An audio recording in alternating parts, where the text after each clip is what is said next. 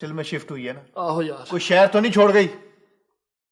हाँ ये बात है वैसे।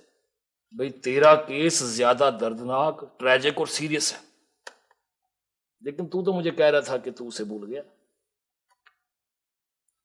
ओए, भूलना इतना आसान नहीं है। अच्छा, ओए हेलो, मेरा काम नहीं भूल जाना। तूने यहां से शिफ्ट होने से पहले पहले ना जाके इंतजार के अब्बा से मेरी नौकरी की बात करनी है। अब देखना, तेरा बोझ भी हल्का हो जाएगा और मैं भी जरा डॉक्टरनी से बात करने के काबिल हो जाऊंगा। हाँ हाँ, कह दूंगा, मुझे याद है। और बात सुन। ओ यार, एक ही दफा कह देना। ओ यार, मौका अच्छा है, तू अपने बारे में बात कर लेना। अब देखना, जीनत अच्छी लड़की है और तेरी हम ज़ौक भी है।